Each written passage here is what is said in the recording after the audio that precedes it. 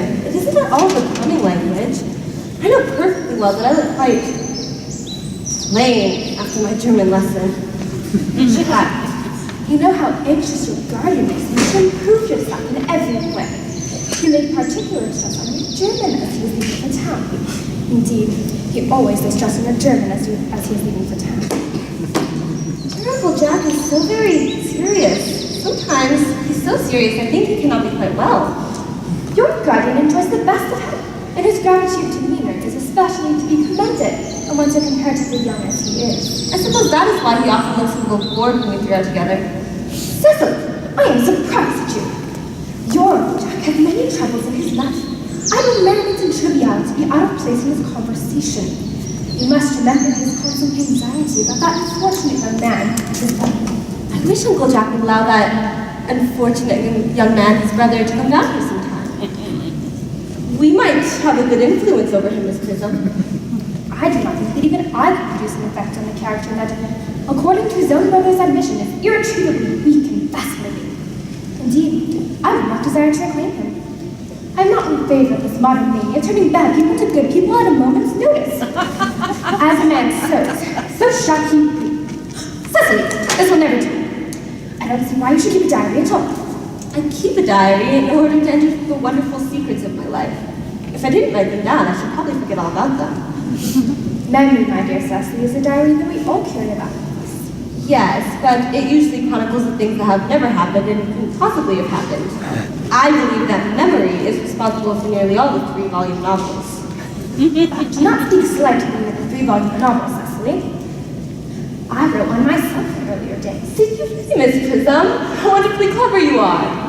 I hope it did not end happily. I don't like novels that end happily. They depress me. The good ended happily and the bad unhappily. That is what fiction means. I suppose so, but it seems unfair. And was your novel ever published? Alas, no. The manuscript, unfortunately, was abandoned. I use the word in the sense of lost or slain. Dear work, child, these speculations are profitless. But I see Dr. Chasuble coming up through the garden. Dr. Chasuble, this is indeed a pleasure. And how are we today, Miss Prism? You are, I trust, well. Miss Prism has just been complaining of a slight headache. I think it would do her so much good to have a short stroll with you in the park, Dr. Chasuble. Cecily, I have not mentioned anything about a headache. No, Miss Prism, I know that, but I felt instinctively that you had a headache. Indeed, I was thinking about that and not about my German lesson when the rector came in. I hope, Cecily, that you are not inattentive. I'm afraid I am. That is strange. Were I fortunate enough to be Miss Prism's pupil, I would hang upon her lips. I spoke metaphorically, of course. My metaphor was drawn from bees. Mr. Worthing has not returned from town, I suppose. You do not expect him until Monday afternoon. Ah, yes. He usually likes to spend his Sunday in London. He's not one of those whose sole aim is enjoyment, as by all accounts that unfortunate young man his brother seems to be. But I must not disturb Egeria and her people any longer. Egeria? My name is Letitia, Doctor.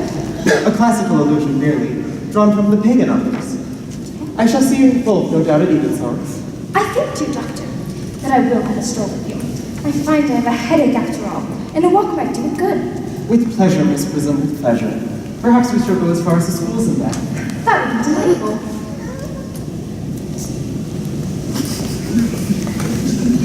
Horrid political economy, horrid geography, horrid German. Mr. Ernest Worthing has just driven over from the station. He has brought his luggage with him. Mr. Ernest Worthing, B4, the Albany West.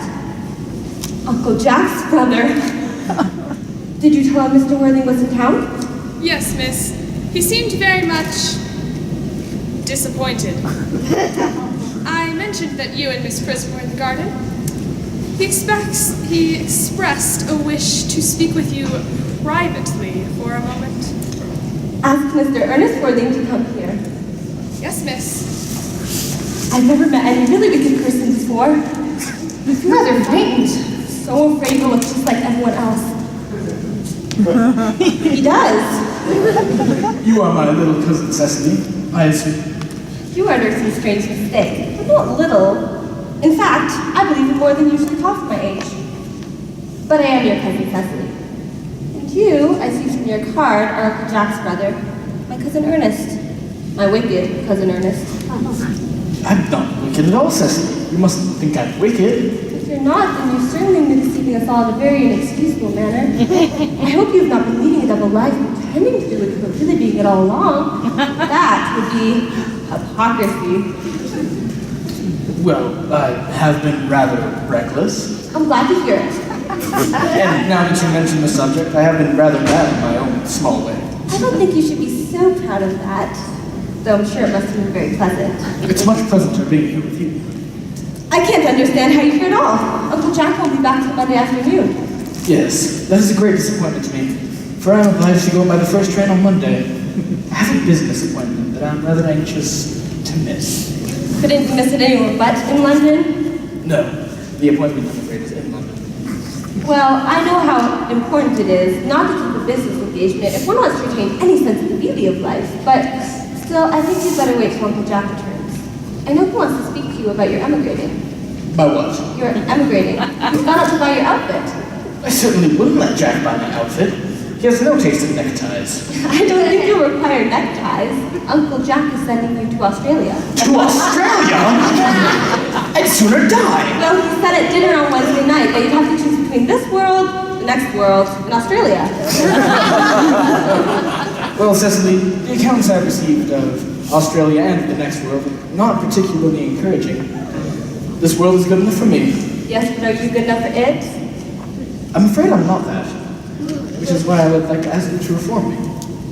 I have no time to reform you this afternoon. Well, then, would you mind me reforming myself this afternoon? It's rather quixotic of you, but I think you should try. Thank you. I feel better already. You're looking a little worse.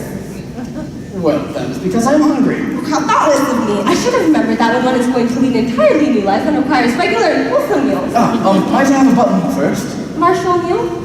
No, I'd sooner have pink rose. Why? Because you would like pink rose, cousin Cecily. I don't think it can be right for you to talk to me like that. Miss Prism never says such things. Well, then Miss Prism is a short-sighted old lady. Miss Prism says all good looks are a snare. They're a snare that any sensible man would like to be caught in. Oh, I couldn't care to catch a sensible man. I wouldn't know what to talk to him about. You are much too alone, dear Dr. Chasuble.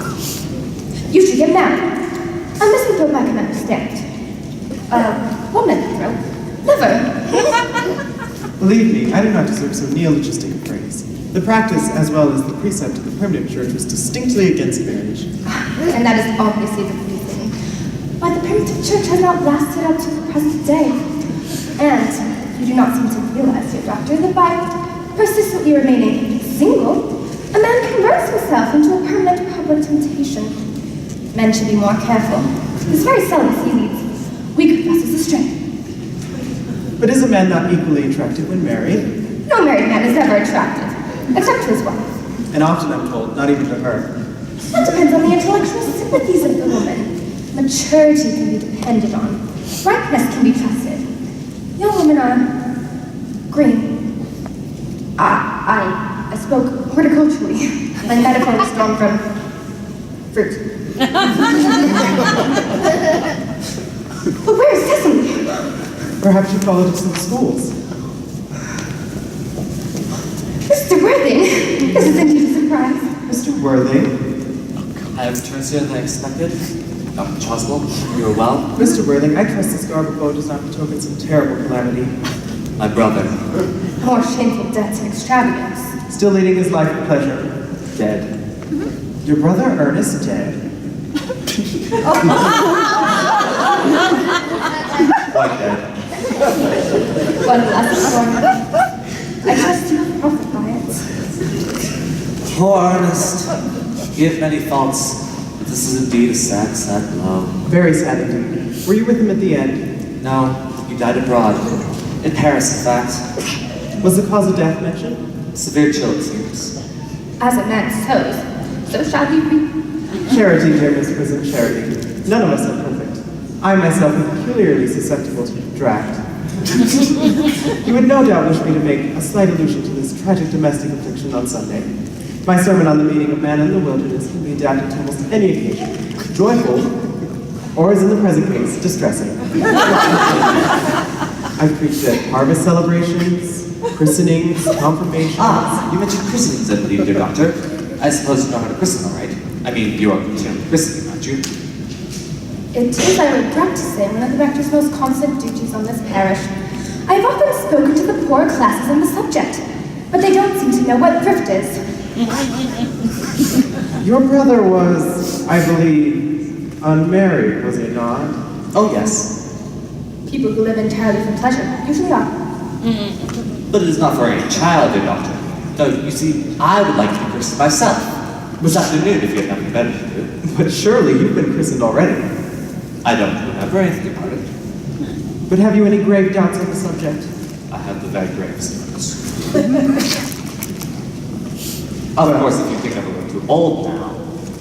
The sprinkling and indeed immersion of adults was common practice in the primitive church. Immersion?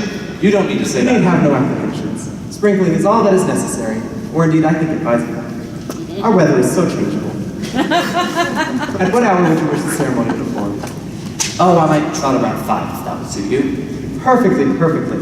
I have a similar case. On a cottage on your own estate, in fact. Poor Jenkins and Carter, twins. Oh, I don't see much fun being christened along with other babies. It would seem childish. Would half pass my view.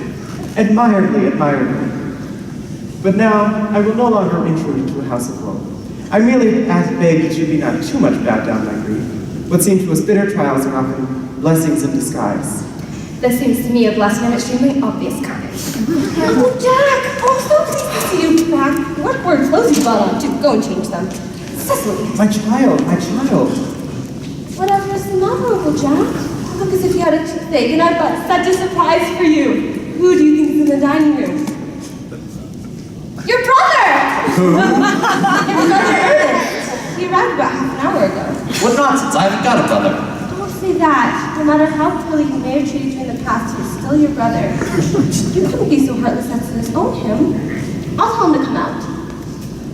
And you will shake hands with him, won't you, Uncle Jack?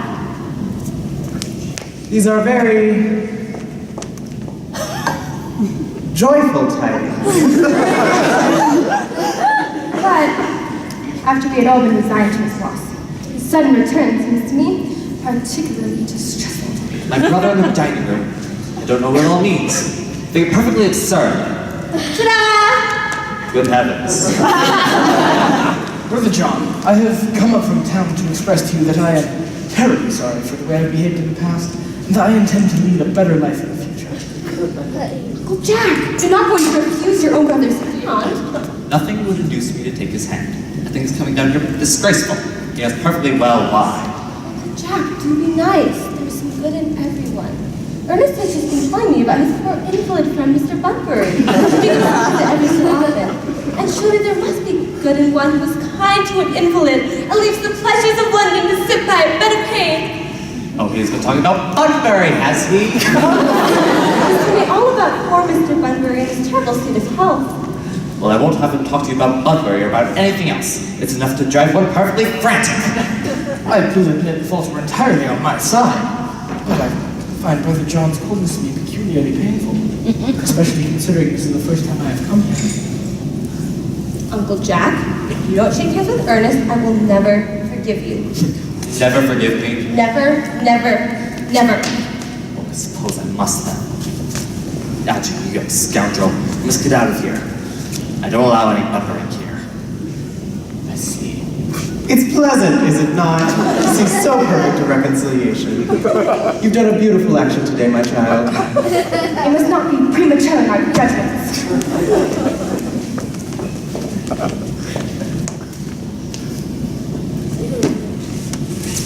I have put Mr. Ernest's things into the room next to your own, sir. I hope that is all right. What? Mr. Ernest's luggage, sir. I have unpacked it and put it into the room next to your own. His luggage. Yes, sir. 3 portmanteaus, a dressing case, 2 hat boxes, and an extremely large luncheon basket. I'm afraid I can't stay for more than a week this time. Merriman, order the dog put at once. Mr. Ernest has suddenly been called back to town. Yes, sir. What a frightful liar you are, Jack. I haven't been called back to town at all. Yes, you have. I haven't heard anyone call my name. Your duty as a gentleman calls you back. My duty as a gentleman has never interfered with my pleasures in the slightest degree. I can quite understand that. Well, Cecily's a darling. You will not refer to Cecily as Cecily. I don't like it. Well, I don't like clothes. They're perfectly ridiculous in them. It's absurd to be in deep mourning for someone who is in reality staying with you in your house as a guest for a whole week. You are not staying in my house as a guest or as anything else. You've got to leave by the 4:05 train. Well, I certainly wouldn't leave you so long as you're in mourning. It would be most unfriendly. Indeed, if I were in mourning, I would expect you to stay with me. I would think it very unkind if you didn't. Will you go if I change my clothes? Yes, if you are not too long. See, I have never seen anyone take so long to dress with so little result. Well, at least I'm not constantly overdressed as you are. If I am occasionally a little bit overdressed, I make up for it by being always immensely overeducated. Your vanity is ridiculous, your conduct an outrage, and your presence in my garden utterly absurd. But you've got to leave by the 4:05 train, and I hope you have a pleasant journey back. Your bumbering, as you call it, has not been quite a great success for you. Ha! I think it has been a great success. I'm in love with Cecily, and that's everything. But I must see her before I leave and make arrangements for another Bunbury. There she is. Oh, I merely came back to water the roses. I thought you were with Uncle Jack. He's gone to order the dog for me. Oh, is he going to take you for a nice drive? He's going to send me away. Then we've got to part. I'm afraid so. It is a very painful party. It is always painful to part from people who one has known for a very brief space of time.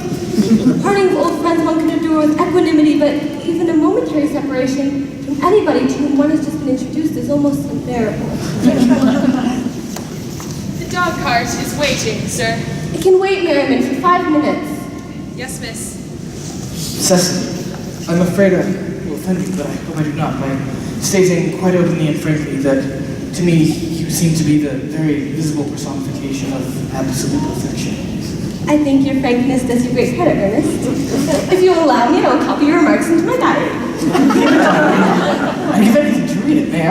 No, you see, it is merely a record of a young girl's thoughts and impressions, and consequently meant for publication. I hope you will order a copy when it appears in volume form. Pray, Ernest, don't stop. I delight in taking down from dictation. I have reached absolute perfection. You can go on. I'm quite ready for more. Ernest, don't cough. When one is dictating, one should be fluent and not cough. Besides, I don't know how to spell a cough. Cecily, ever since I first looked upon your wonderful and incomparable beauty, I have dared to love you wildly, passionately, devotedly, hopelessly. I don't think you should say you love me wildly, passionately, devotedly, hopelessly. Hopelessly doesn't seem to make much sense, does it? Cecily! The dog cart is waiting, sir. Tell her to come around next week, at the same hour. Yes, sir. Uncle Jack would be very much annoyed if he knew you were staying on till next week at the same hour. I don't care about Uncle Jack. I don't care about anyone else in the whole world but you, Cecily. I love you. You will marry me, won't you? You silly boy, of course. Why, we've been engaged for the last 3 months. For the last 3 months? Yes, it'll be exactly 3 months on Thursday. And how did we become engaged? Well, ever since Uncle Jack confessed to us that he had a younger brother who was very wicked and bad, you of course formed the chief topic of conversation between myself and Miss Prism. And any man who has much to talk about always seems very attractive. What is something him after all? I dare say it was foolish of me, but I fell in love with you, Ernest. And when was the engagement actually settled? On the 14th of February last. Worn up by your entire ignorance of my existence, I determined to end the matter one way or another, and after a long struggle with myself, I finally accepted you under the dear old tree here. I bought this little ring in your name, and this bracelet with true lover's knot I promised you always to wear. It's very pretty, is it not? Did I buy these for you? Yes, you wonderfully good taste, Ernest. That's the excuse I've given you for leading such a bad life. And this is the box in which I keep your letters. My letters? My Cecily, I never knew any letters. You need hardly remind me of that, Ernest. I remember only too well I was forced to write your letters for you. 3 times a week, sometimes oftener. I'd give anything to read them. They make you far too conceited. The ones you wrote me after I'd broken off the engagement are so beautiful and so badly spelled. I could hardly read them without crying. But our engagement was never broken off. Of course it was, on the 22nd of last March. You can see the entry if you like. Today, I broke off my engagement with Ernest. I feel it is better to do so. The weather still continues charming. But Cecily, why did you break off the engagement? What had I done? I'd done nothing at all, Cecily. Very hurt indeed to hear you broke off our engagement. Well, it would hardly be a serious engagement if it hadn't been broken off at least once. But I forgave you before the week was out.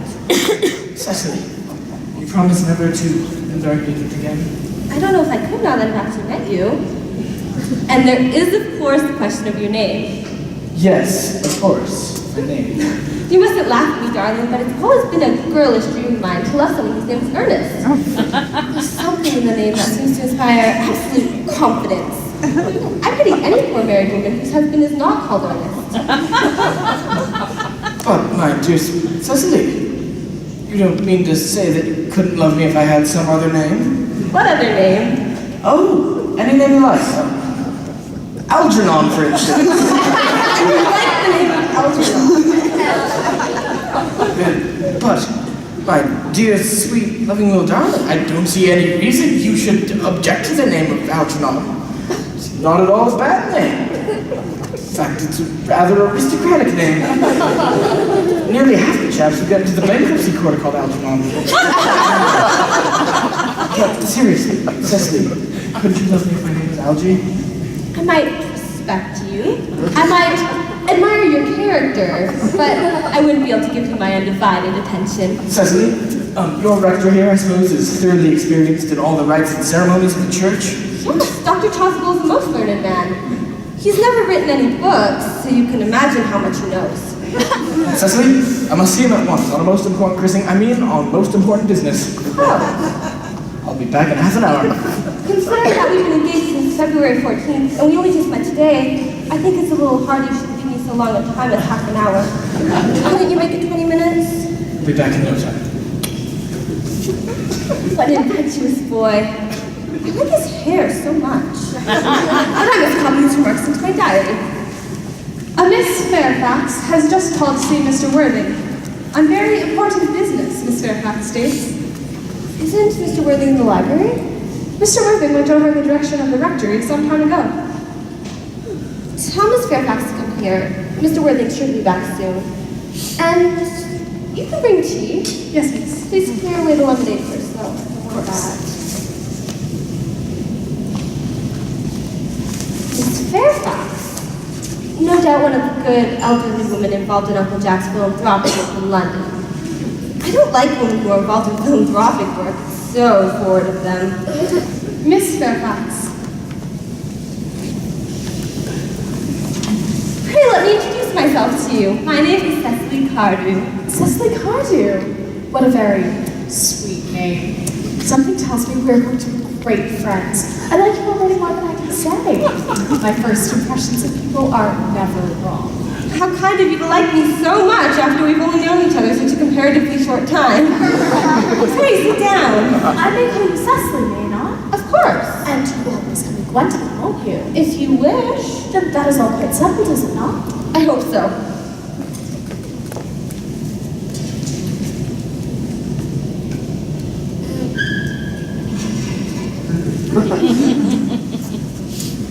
Perhaps this might be a favorable opportunity for my mentioning who I am. My father is Lord Bracknell. You have never heard of Papa, I suppose. I don't think so. Outside the family circle, Papa, I'm glad to say, is entirely unknown. And I think that is quite as it should be. The home seems to be the proper sphere for the man. And certainly once a man begins to neglect his domestic duties, he becomes painfully effeminate, does he not? And I don't like that. It makes him so very attractive. Cecily, Mamma, whose views on education are remarkably strict, has brought me up to be extremely short-sighted. It is part of her system. So do you mind I look at you through glasses? Oh, not at all. I'm very fond of being looked at. You are here on a short visit, I suppose. No, I live here. Really? Your mother, no doubt, or some female relative of advanced years, resides here also. No, I have no mother, nor in fact any relations. Indeed. My guardian, with the assistance of Miss Prism, has the arduous task of looking after me. Your guardian? Yes, and Mr. Worthing's ward. Oh. It is strange to me he never mentioned that he had a ward. How secretive of him. He grows more interesting hourly. I'm not sure, however, that the news inspires me with feelings of unmixed delight. I am very fond of you, Cecily. I have liked you ever since I met you. But I am bound to state that now that I know that you are Mr. Worthing's ward, I cannot help expressing the wish you were, well, just a little older than you seem to be and not quite so very alluring in appearance. In fact, if I may speak candidly... Oh, pray do. I believe that whenever anyone has anything unpleasant to say, one should always be quite candid. Well, to speak with perfect candor, Cecily, I wish that you were fully 42 and more than unusually plain for your age. Ernest has a strong, upright nature. He is the very soul of truth and honor. Disloyalty would be as impossible to him as deception. But even men of the noblest possible moral character are extremely susceptible to the physical charms of others. Modern, no less than ancient history supplies us with many most painful examples of what I refer to. If it were not so, indeed, history would be quite unreadable. I beg your pardon, Gwendolen. Did you say Ernest? Yes. But it is not Mr. Ernest Worthing who's my guardian. It's his brother, his elder brother. Ernest never mentioned to me that he had a brother. I'm sorry to say they have not been on good terms for a long time. That accounts for it. And now that I think of it, I've never heard any man mention his brother. The subject seems distasteful to most men. Cecily, you have lifted a load from my mind. I was growing almost anxious. It would have been terrible if any had come across a friendship like ours, would it not? Of course, you are quite sure that it is not Mr. Ernest Worthing who is your guardian. Quite sure. In fact, I'm going to be his. I beg your pardon. Dearest Gwendolen, there is no reason why I should make a secret of it to you. Our little county newspaper is sure to come up with the fact next week. Mr. Ernest Worthing and I are engaged to be married! He's certainly very curious, for he asked me to be his wife at 5:30 yesterday. If you care to verify the incident, pray do so. I never travel without my diary. I should always have something sensational to read on the train. I'm so sorry, dear Cecily, if it is any disappointment to you, but I'm afraid I have the prior claim. It would distress me more than I can tell you, Gwendolen, if it caused you any mental or physical anguish, but I feel bound to point out that since Ernest proposed to you, he's clearly changed his mind. If the poor fellow has been attracted to any foolish promise, I should consider it my duty to rescue him at once, and with a firm hand. Whatever unfortunate entanglement my dear boy may have gotten into, I'll never approach him with it after we're married. Do you allude to me, Miss Cardew, as an entanglement? You are presumptuous. On an occasion of this kind, it becomes more than a moral duty to speak one's mind. It becomes a pleasure. Do you suggest, Miss Fairfax, that I entrapped Ernest into an engagement? How dare you! This is no time for wearing this shallow mask of manners. When I see a spade, I call it a spade. I am glad to say that I have never seen a spade. It is obvious that our social spheres have been widely different. Shall I wait till you here as usual, miss? Yes, as usual.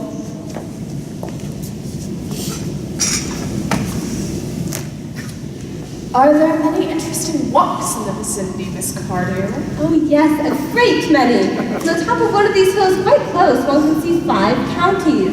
5 counties? I don't think I should like that. I hate crowds. I suppose that is why you live in town. I had no idea there were any flowers in the country. Oh yes, flowers are as common here, Miss Fairfax, as our people in London. Personally, I can't understand how anybody manages to live in the country, if anybody hears anybody does. The country always bores me to death. Well, that is what they call agricultural depression, is it not? I hear the aristocracy are suffering very much from it at present. It is almost an epidemic amongst them, I'm told. May I offer you some tea, Miss Fairfax? Thank you. Detestable girl. I require tea. Sugar? No, thank you. Sugar's not fashionable anymore.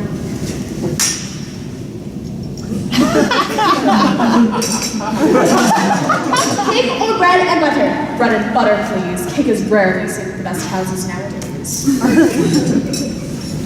Hand that to Miss Fairfax. You have filled my tea with lumps of sugar, and though I asked most distinctly for bread and butter, you have given me cake. I am known for the gentleness of my disposition and the extraordinary sweetness of my nature, but I warn you, Miss Cardew, you never To save my poor, dear, innocent, trusting words to machinations of any other woman, there are no lengths which I would not go. From the moment I saw you, I thought you were false and deceitful. I have never deceived in such matters. My first impressions of people are invariably right. It seems to me, Miss Fairfax, that I've trespassed on your valuable time. No doubt you've many other similar calls to make in the neighborhood. Ernest! Ernest! My dear Gwendolen, A moment. May I ask if you're engaged to be married to this young lady? to sweet little Cecily, whatever did that idea to your pretty little head? Thank you. You may. I knew there must have been some kind of misunderstanding. The man whose arm is present round your waist is my guardian, Mr. John Worthing. I beg your pardon? This is Uncle Jack. Jack! Oh! Cecily! A moment. May I ask you, are you engaged to be married to this young lady? Good heavens, Gwendolen! Gwendolen. No, of course not. Thank you, Ethan. I thought there was some slight error, Miss Cardew. The gentleman who's now embracing you is my cousin, Mr. Algernon Moncrief. Algernon! Oh! Are you called Algernon? I cannot deny it. Oh! Is your name really John? I can deny it if I liked. I can deny anything if I liked. But it certainly is John. It has been John for years. Gross deception has been practiced on both of us. My poor wounded Cecily, sweetheart! My sister, will you not?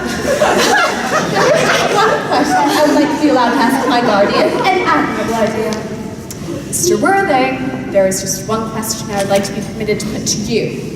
Where is your brother Ernest? We are both engaged to be married to your brother Ernest, so it is a matter of some slight importance to us to know where your brother Ernest is at present. Cecily, Gwendolen, it pains me very much to be forced to speak the truth. In fact, it is the most painful position I have ever been reduced to in my entire life. And I am afraid I'm quite inexperienced with it. But I have no brother Ernest. I've never had a brother, and I haven't the smallest intention of ever having a brother in my life. No brother at all? None. Have you never a brother of any kind? Not even of any kind.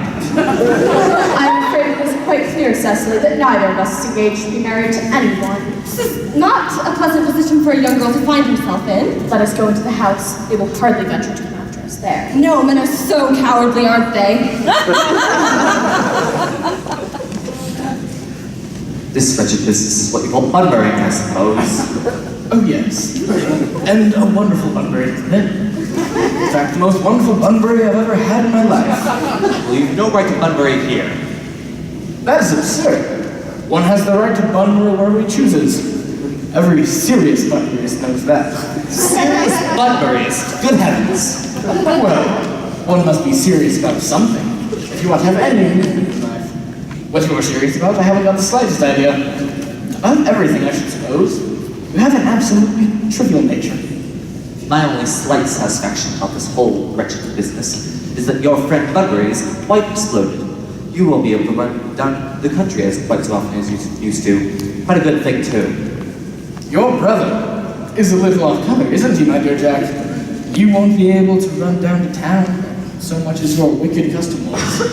And not a bad thing either.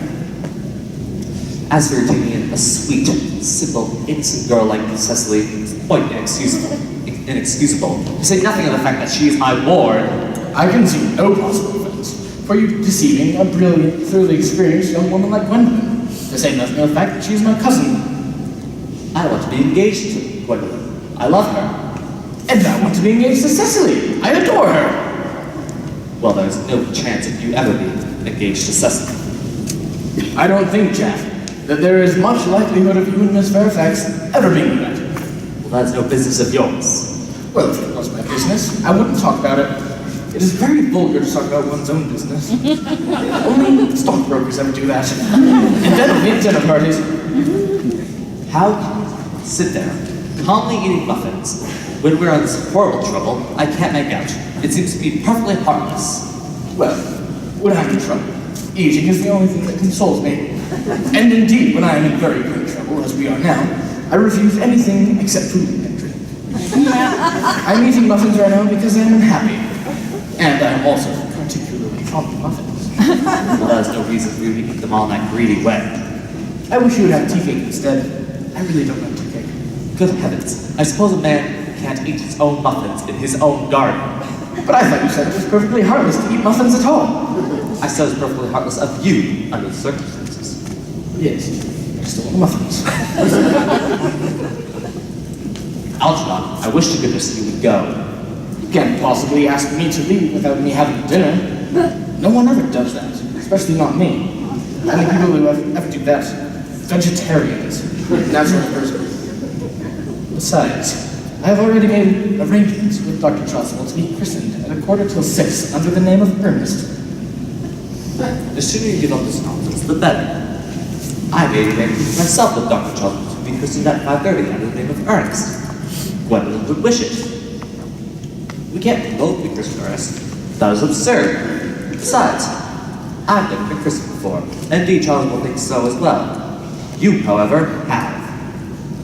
Yes, but I have not been christened in years. You said you have been christened. That is the important thing. Yes, so I know that my constitution kept standards. If you are not quite sure about you ever being christened, I must say I think it very dangerous in venturing on it now. It might make you very unwell. You need hardly forget that someone very closely connected to you was very nearly carried off in Paris this week by a severe chill. You said a severe chill wasn't hereditary. It used to be, but I dare say it is now. Science is always making wonderful improvements on things. Algie, I've told you before, and I'll tell you once more, go! Well, I certainly won't go. I've not quite finished my tea. And there are still quite a few muffins left. Ah,